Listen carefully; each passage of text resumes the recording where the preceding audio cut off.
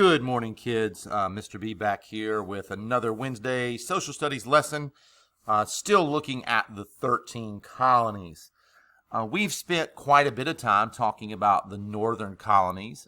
We took a look, I think, last week, if I'm not mistaken, at the life of what most colonial kids had to do during the day. It was not taking care of the llamas and planting pineapples, as some of us put on our quiz last week.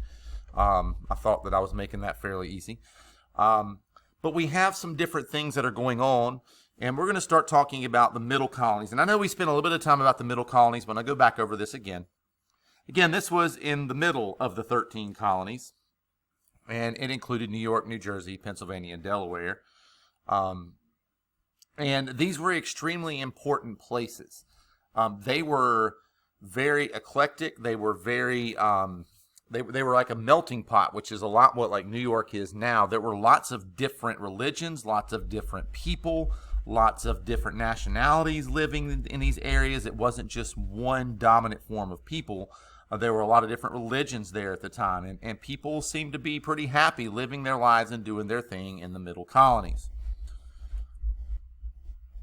Now, the middle colonies were a little bit different. There's our morning bell. That's awesome.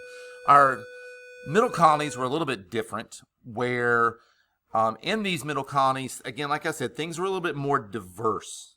And we had a lot of different things that people did in the middle colonies. It wasn't just building ships and fishing. They did a little bit of everything. They were farmers. There were people that built ships. There were people that had in industries, though, which were some of the very important things that led the middle colonies to be pretty successful. We'll take a look here at some of the things they did. Again, now they did have farming. The soil was good enough for them to grow enough wheat and grains to not only take care of their family, but also to sell to make money. And because of the large supply of grains, and I'm pretty sure we talked about this last time, the middle colonies were also called the breadbasket. We would probably change that now to out in the prairies that we talked about, where they grow lots of wheat and barley and oats and things now in America. And it's even better for growing those things there. But at the time, they did that here. But that wasn't all they did. It wasn't like they were mainly farmers or mainly fishermen or mainly they worked with lumber. They did a little bit of everything. In the middle colonies, they had industries where they would have like iron factories and paper factories. They would have factories that would take the cotton and things and weave that into cloth and fabrics, and they would sell those. They made glass in the factories in the middle colonies. So the middle colonies really did contribute to a lot of what everyone would need on a daily basis, and a lot of those things came out of the middle colonies. There were blacksmiths, silversmiths, shoemakers. The middle colonies had a lot of different jobs. You were not just pegged into being a farmer like you would have been in the South, and you were not going to be like just a fisherman or a lumber person like you would have been up in the North. If you lived in the middle colonies, you had a lot more choices in the jobs that you would want to do. Now, again, that I'm not saying that you were able to run around and just pick what you wanted.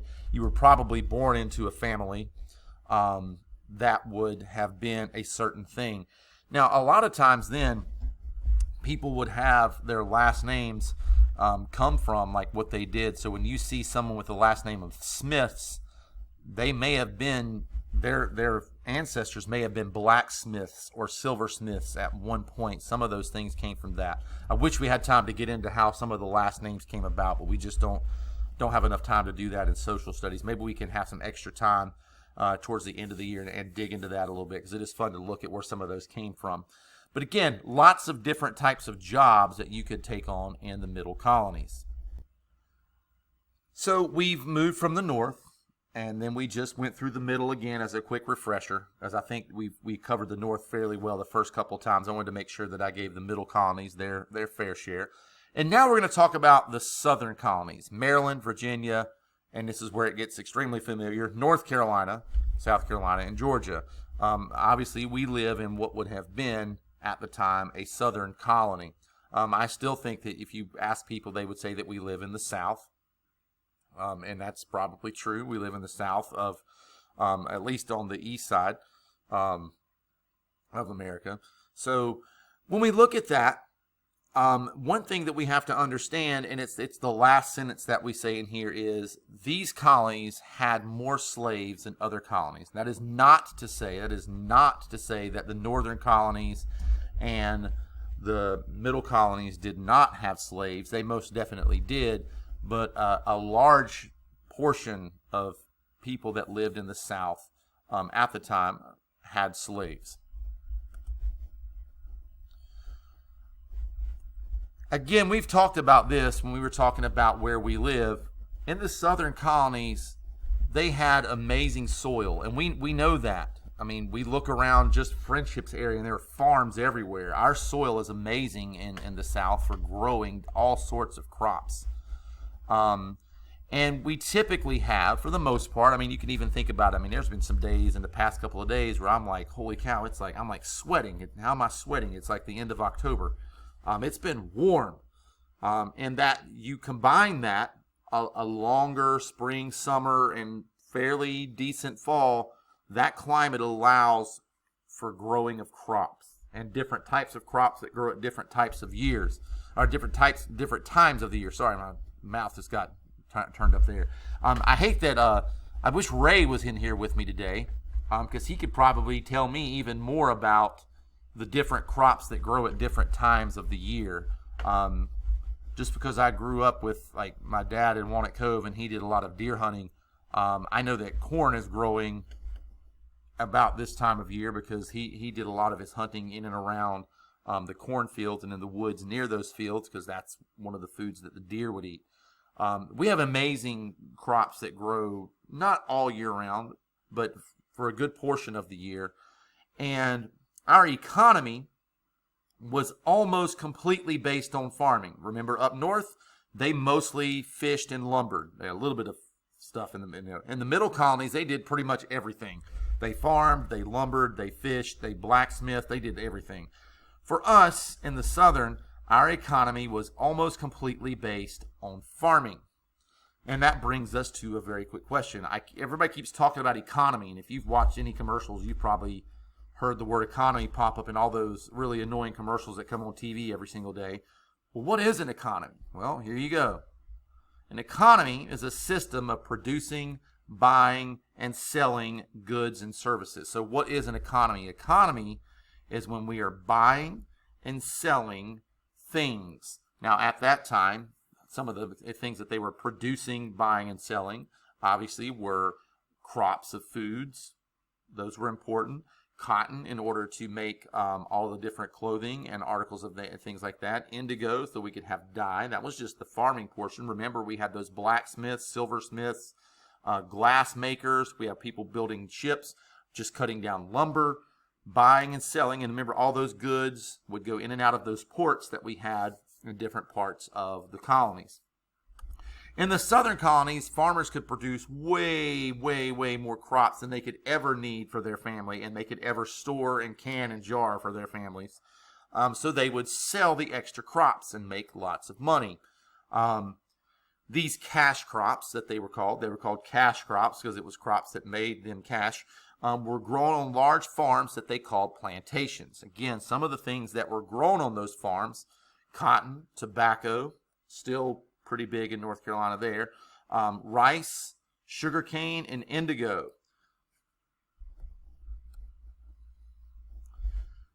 Not everybody that lived in the South lived on a big giant plantation. A lot of colonists lived on little tiny farms. And it's kind of, I think it's like what you imagine with like the perfect scenario of being a colonist. You come over here, you build you a little log cabin, you've got a tiny little farm out beside it, right? You've got the white picket fence and the dog and 2.5 kids and all of that kind of thing. The perfect scenario when you're over here and it's like you really are coming over here to do things really on your own. There were quite a few of those. It wasn't everybody on these giant plantations. Farms were typically pretty far from each other. It wasn't like you could just yell across the street at a neighbor. So they weren't really close. They really were kind of isolated. So for a lot of those people in the southern colonies, there weren't those giant meeting houses. So religion wasn't, and when I say this, I don't mean that it wasn't important. It just wasn't as big as it was. Religion was handled in the house. Mom and dad took care of leading those kind of things in the home and raising their kids with the beliefs that they wanted them to have. There weren't meeting houses and big churches and things of that nature when you lived on a tiny little farm. And the reason behind that was you were just too far apart to really get together and hang out and do those kind of things. If you can't get together and go to church, the kids can't get together and go to school because they're not close enough, and there are no buses and things of that nature at the time. So the people on plantations, they were super rich because they had tons of those cash crops. They hired tutors to teach their kids. And the boys would learn, things like math and science and geography. The girls learned reading and writing. And that sentence kind of bothers me. The girls learned just enough reading and writing and math to run a household. It was almost like we're going to teach you just enough, but just so you know, like all you're really going to be doing when you get older is being the head of a household. They didn't have the opportunities that a lot of us have now, but that's the way things were then. The children that lived on those farms, obviously they were less wealthy. All they had was their farm, and that's all they really had was each other. They would learn to read and write if their parents could teach them. And obviously some parents probably knew a little bit more than others. And there might be a neighbor or something every now and then. You read about those kind of things where they would tutor somebody, but it was really just kind of led in the household as far as how the learning went for some of them. Those giant plantations that were in the South that had massive, massive farms, and I don't think that we can really even imagine the size of these farms. Working on a farm is tough work, even for a small farm for those families and those big plantations. It would have been too much for just a family to do. And so they decided to do something in order to get more work for them, and that was not put out an ad in the paper and say, help wanted. Southern plantations relied on the work of African American slaves. There were way more slaves in the southern colonies than there were in the New England and middle colonies. That's not saying there weren't slaves there. There were definitely slaves there. But these slaves were forced to work on these plantations. About half the population in 1750, about half the population, half the people that lived in the southern colonies were slaves. And make no mistake about it, slaves worked long, long hours. They weren't getting paid. I've been out in the fields with my uncles, and we primed tobacco, and we went through the cornfields, and that is intense work. And to be forced to do that in extremely hot weather and not be given breaks and not have anybody care for your well-being is pretty tough. I know I made plenty of mistakes in my days, but if they made mistakes, they were beaten and whipped by the overseer. Not cool. When slaves had kids, and those kids were born enslaved. Now, obviously, like a little baby can't do any work, but if you think that those